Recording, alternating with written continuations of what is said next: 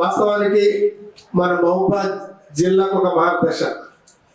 కేవలం మొన్న జరిగినటువంటి ఎన్నికల్లో మనం ఎంత భారీ మెజార్టీ గెలిపించుకున్నామో అదే బాధ్యతతోటి మన నియోజకవర్గాలను కూడా అభివృద్ధి చేయాలని చెప్పేసి పెద్దన్న పాత్ర పోషిస్తున్నటువంటి వేం నరేందర్ రెడ్డి గారు అక్కడ మన మొత్తం రాష్ట్రంలో ఆయన కీలక బాధ్యతలు అనుభవించుకుంటూ ఆయనకు కన్ను మహబూబాద్ జిల్లా మీదనే ఉంది.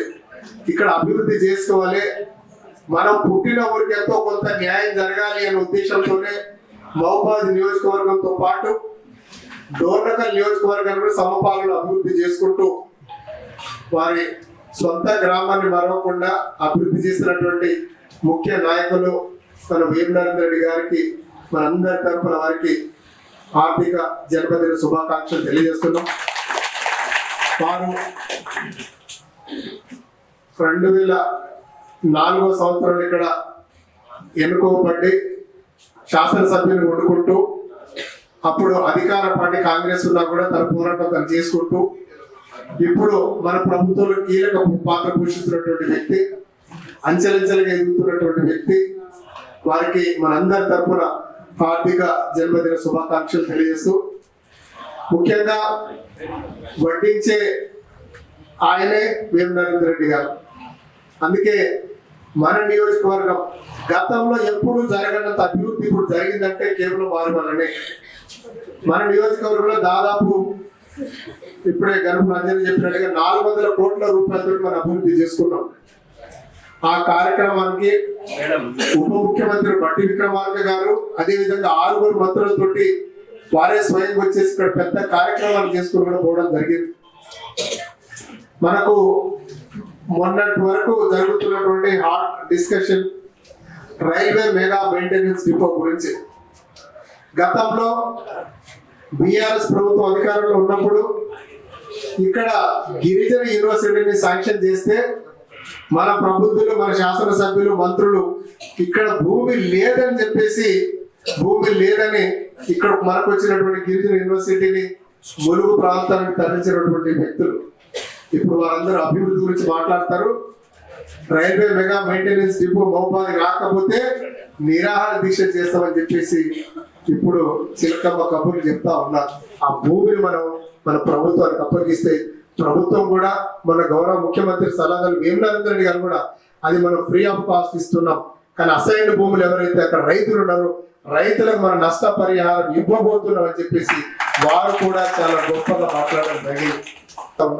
ఎందుకంటే రేపు మన 29వ తారీఖు నాడు మేము తిరుపతి వెళ్తున్నాం. సో 30వ తారీఖు నాడు నైట్ రాబోతున్నాం కాబట్టి మరొక స్పెషల్ మీటింగ్ పెట్టలేని పరిస్థితుల్లో దయచేసి ఇదే ఆహ్వానంగా 31వ తారీఖు నాడు జరగబోయే జిల్లా స్థాయి మీటింగ్ లో అందరూ పాల్గొని గౌరవ మాజీ జిల్లా అధ్యక్షులు భరచంద్ర రెడ్డి గారు కూడా ఉంటారు. ఆ రోజు వారితో పాటు ఎమ్మెల్యేలు అదేవిధంగా ఎంపీ పూరిక బలరాం నాయక్ గారు కూడా రాబోతా ఉన్నారు. వారి సమక్షంలోనే మీటింగ్ ఉండబోతా ఉంది.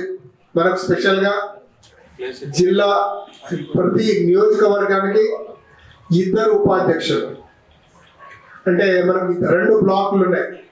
గూడూరు బ్లాకు అదేవిధంగా మహబూబాద్ బ్లాకుకు 1 ఉపాధ్యక్షులు, అంటే మనకు 2 బ్లాకులు ఉన్నాయి కానీ మన నియోజకవర్గానికి 2 ఉపాధ్యక్షులు. అదే విధంగా జనరల్ సెక్రటరీలు కూడా ఎన్నుకోబడతాం. జనరల్ సెక్రటరీలు ప్రతి బ్లాక్ నుంచి 2 జనరల్ సెక్రటరీ నుంచి 1 సెక్రటరీ, ఇలా వాళ్ళు దిశ దశ అన్ని నిర్దేశించి మనకు వాళ్ళు చేయడం జరిగింది. ఆ రోజు 31వ తారీఖు నాడు జరగబోయే కార్యక్రమంలో కోట్ల నాగేశ్వరరావు గారు అదే విధంగా వారు వచ్చేసి మనకు ఈ డైరెక్షన్స్ కూడా ఇవ్వబోతున్నారు. మీరందరూ వచ్చేసి, ఎందుకంటే దాదాపు 2014 నుంచి మనం పోరాటం చేస్తే మొన్న మనకు అధికారం వచ్చింది. అధికారంలో భాగంగా లోకల్ బాడీలు చాలా మంది సర్పంచ్లు మనల్ని ఎన్నుకోబడ్డాం. అదే విధంగా కొంతమంది కష్టపడ్డ నాయకులకు వాళ్ళందరికీ ఈ పదవులు వరించబోతుంది. కాబట్టి మీరందరూ 31వ తారీఖు నాడు ఉదయం 10 గంటలకు భారీ సంఖ్యలో అదే విధంగా మన స్థలం ఎమ్మెల్యే మన ఈ క్యాంప్ ఆఫీస్ లోనే ఇక్కడ ఉండబోతా ఉంది. Local to global news at your fingertips. మీ చేతిలో ఒక ఆయుధం. డౌన్లోడ్ రా TV app. Media legend Ravi Prakash is back.